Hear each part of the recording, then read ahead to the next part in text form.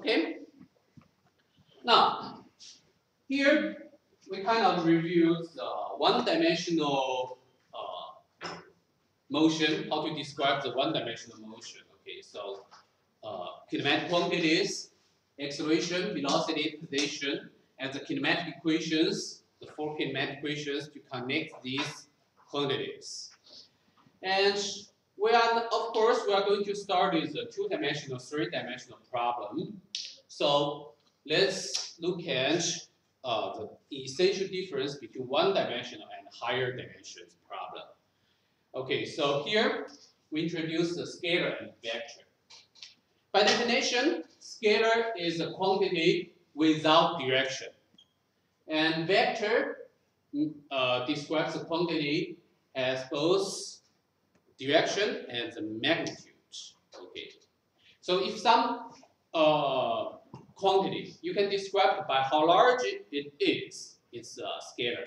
For example, the mass of your body is scalar. Okay, it doesn't have any direction of the mass. For the vector, it has both the magnitude and direction. For example, displacement. Okay, when you talk about your motion, you will tell people, okay, I move, say, 5 meters, but that's not enough. You have to tell 5 meters to which direction. Okay, 5 meters to east or 5 meters to west will lead you to different places, so they are different. Mathematically, to describe these quantities, you are going to introduce numbers. For scalar, of course, you only need one positive number. Okay, if you want to tell the mass of your body, you can just tell me some number like 100 kilogram, 200 kilogram. Okay. For vector, you still use some numbers, but you may need more than one number. For one-dimensional motion, you can still use just one number, but this time you have to use both positive number and negative number.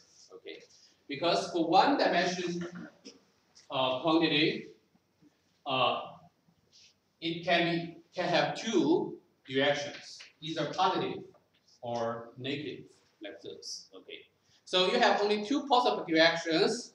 You can add a positive side or negative side to the number, and then you get a full description of the motion. Okay, for example, 5 meters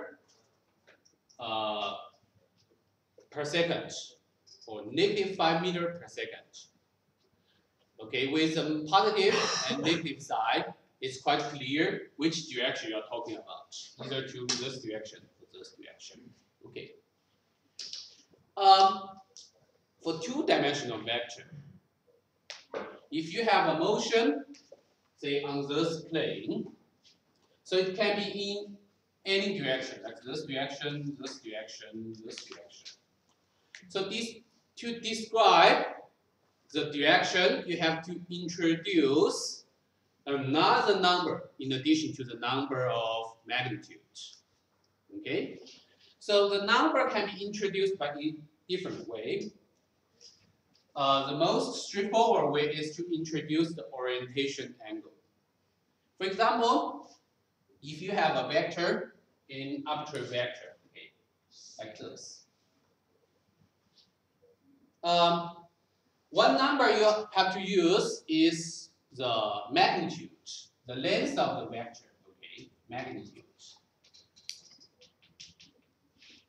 Another number, you can make Cartesian coordinates, okay, and measure this orientation angle from positive x-axis.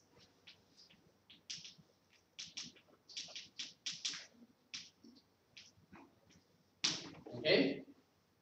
So with the two numbers, you specify any vector, okay? The length, the direction, given by the angle. So two numbers. Usually, if we have vector, we call it A. Okay, we put an arrow Above the letter, we mean we are talking about some vector. And so then this can be given by two number magnitudes. Without the arrow, we mean the length of the vector, or the magnitude of the vector. And the orientation angle theta. Okay. That's one way. Another way to talk about the vector. Okay, you can see in the same Cartesian coordinates, if you have some vector like this, you can specify the Cartesian coordinates of the ending point. Okay, if the vector starts from the original point, we can always move the vector, let it start from the original point of the coordinates. So if you specify the ending point of the vector, you also specify the vector. So the Cartesian coordinates of the vector ending point will be this x, okay? If the vector is called A, we can call this AX. This is AY. So again, A can be given by the two numbers, AX and AY. They are the Cartesian coordinates of the ending point. They are also, geometrically, the projection of the vector to the x direction and y direction. Okay, we call them x component and y component of the vector. Okay, AX and AY. Okay.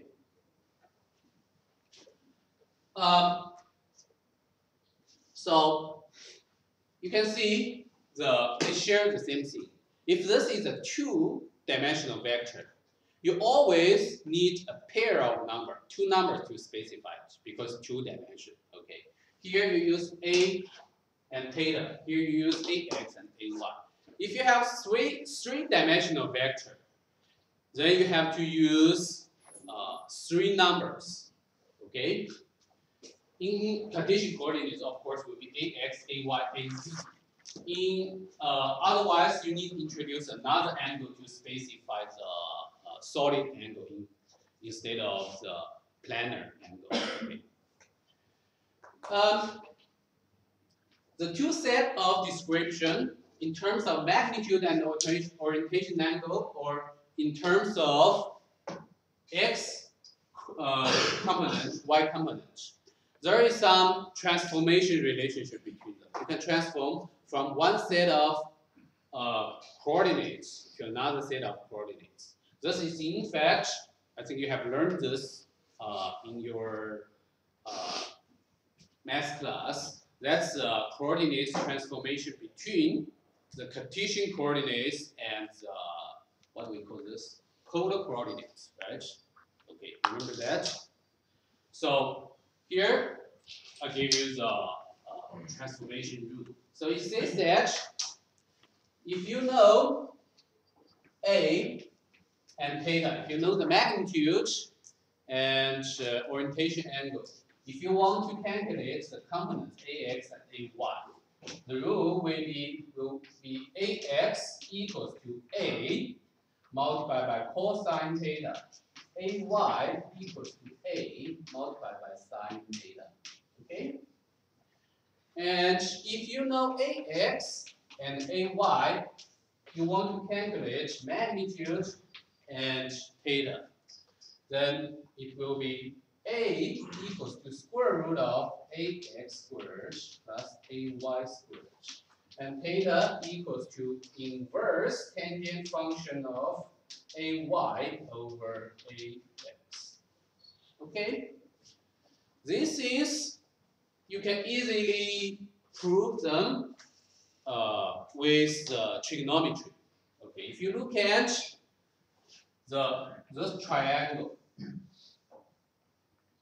here, orientation angle theta, and the length of the hypotenuse is given by A. So you can see AX is the adjacent side of angle theta. So from the trigonometry, we know that AX equals to A, the hypotenuse. The adjacent side equals to the hypotenuse multiplied by the cosine theta.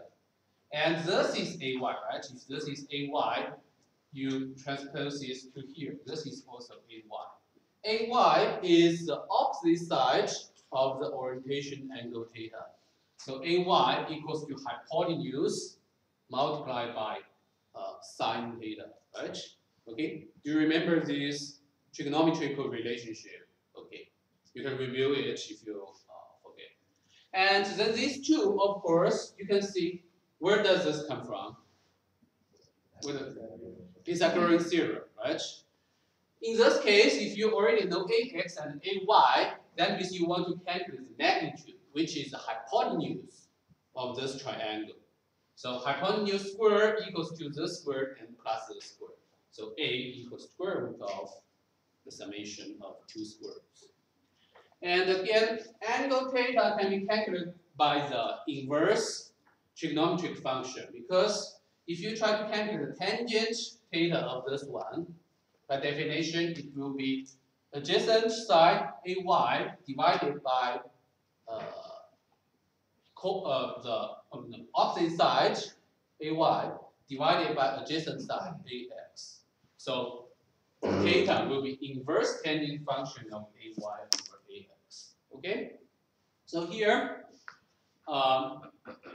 please note that this calculation is straightforward, but sometimes you may forget, like say, which one will be cosine, which one will be sine. And here, you may forget, should you use AY over AX or AX over AY? You can always go back to check the trigonometric relationship to regard these equations. Okay. In fact, that's the best way to learn these things. Not just try to memorize the equations. Okay. But try to understand how can you get these equations. Okay.